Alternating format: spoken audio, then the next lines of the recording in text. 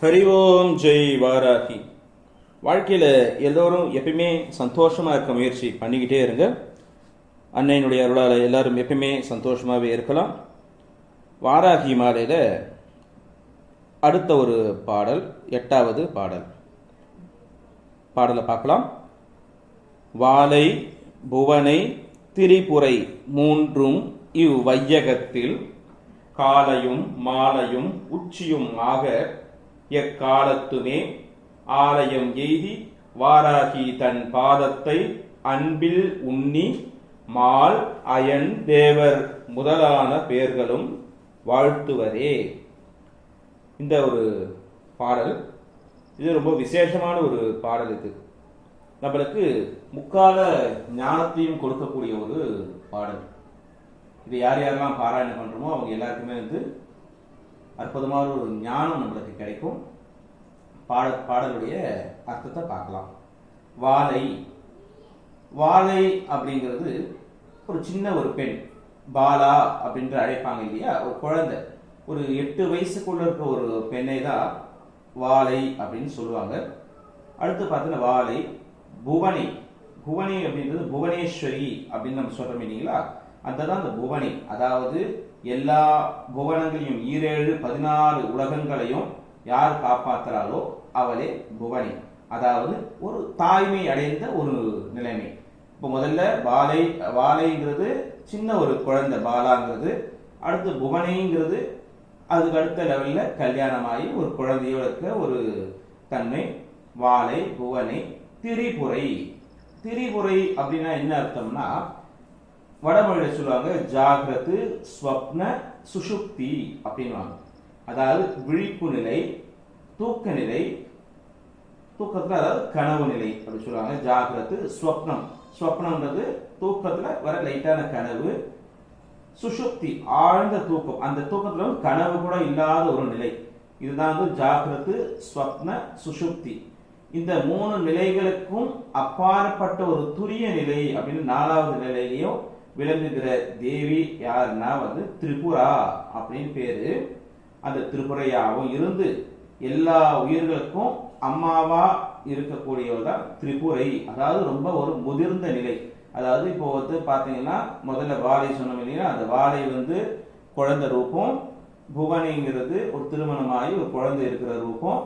திரிபுரை அப்படிங்கிறது என்னடான்னா ஒரு பேரம்பேத்தனா எடுத்து நல்ல ஒரு பக்குவமான ஒரு ரூபத்தில் இருக்கிற தெய்வத்துக்கு திரிபுரை. அதாவது இறை சக்தியை இப்படி பிரிப்பாங்க.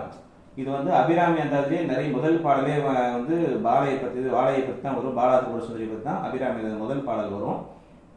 இதே போல பாத்தீங்கன்னா அம்பால ஒவ்வொரு ரூபங்களா பிரிக்கும் போது அந்தந்த ரூபங்கள்ல உபாசனை பண்ணும் போது ஒவ்வொரு விதமான ஒரு பலன் நம்மளுக்கு கிடைக்கும். அது தந்திர சாஸ்திரத்திலையும் மந்திர சாஸ்திரத்திலையும் அதை பத்தி நிறைய விளக்கமாக இருக்கும். பின்வர பாடல்கள்ல அதை பத்தி நம்ம எல்லாமே பார்க்கலாம்.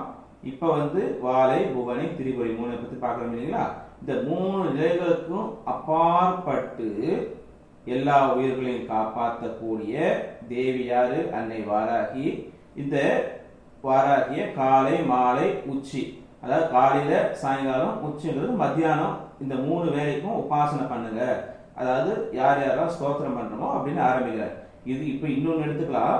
இந்த வாலை புவனை திரிபுரை இந்த 3 தேவதைகளும் என்ன பண்ணணும்னா, வாழைய காலையிலையும், புவனேஸ்வரியை உச்சி வேலையிலும், திரிபுர சுந்தரி அப்படிங்கிற தேவதையை சாயங்காலத்திலையும் யார் யாரெல்லாம் அந்த கோவில்ல போயிட்டு பாராயணம் பண்றாங்களோ அவங்களுக்கு நல்லது நடக்கும்ங்கிறது சூக்ஷ்மமா இதுல சொல்றது.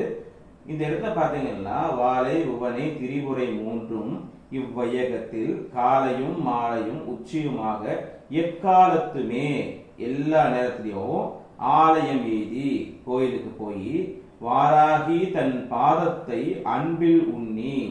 இப்போ இந்த 3 தேவதை தனித்தனியா பார்க்காம இந்த 3 தேவதைகளையுமே அன்னை வாராகியுடைய அம்சமாவே நம்ம பார்த்து அவருடைய பாதத்துல அன்பில் உண்ணி, அதாவது மனசுல மிக்க அன்போடு பண்ணணுமா.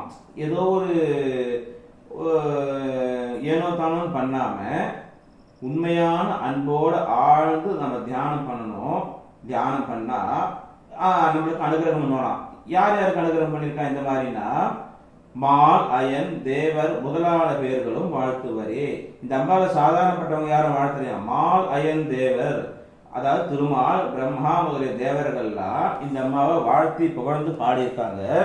அப்பேற்பட்ட தேவர்கள் பூஜை பண்ணப்பட்ட அன்னை வாராகி எப்படி இருக்கலாம்? வாழையாவும் அவளே இருக்கலாம், புவனையாவும் அவளே இருக்கலாம், திரிபுரையாவும் அவளே இருக்கலாம்.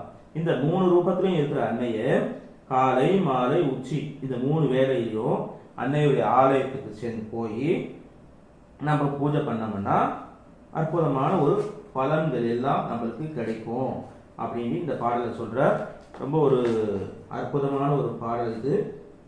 இதுல பார்த்தோம்னா இந்த பாடலை யார் யாரெல்லாம் பாராயணம் பண்றோமோ அவங்க எல்லாருக்கும் எல்லாமே வசமாகும்.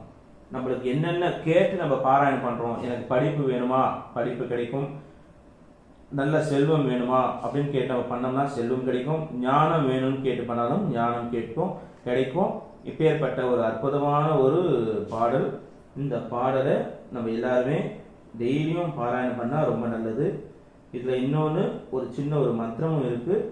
இதுல மறைவா ஓம் திரிபுர தண்டினி நமஹா அப்படின்ட்டு டெய்லியும் காலையில எழுந்து நம்ம பாராயணம் சொல்லிக்கிட்டே ஒரு 11 முறை காலையில் எழுந்து தூங்கி எழுந்தவொடனே படுக்கையில் உட்கார்ந்துட்டு ஓம் திரிபுர தண்டினி நமஹா அப்படின்ட்டு ஒரு 11 முறை நம்ம சொல்லிட்டு நம்ம வேலையை ஆரம்பிக்கும் போது இந்த விஷயங்கள் எத்தனை நடக்கும். இந்த பாடலை தொடர்ந்து பாராயணம் பண்ணிக்கிட்டு வாங்க. பண்ண பண்ண பண்ண பண்ண எல்லா அனுக்கிரகமும் நம்மளுக்கு கிடைக்கும். வாழ்க்கையில எல்லா வளமும் நம்மளுக்கு கிடைக்கும், நலமும் நம்மளுக்கு கிடைக்கும் அப்படின்ட்டு அம்பாளை பிரார்த்தனை பண்ணிக்கிறோம். அன்னையினுடைய அருளால எல்லாருக்கும் எல்லா வளமும் நலமும் கிடைக்கட்டும். ஹரி ஓம் ஜெய் வாராகி, ஹரி ஓம் ஜெய் வாராகி, ஹரி ஓம் ஜெய் வாராகி. அடுத்த பதிவில் அடுத்த பாடலை நம்ம பார்க்கலாம்.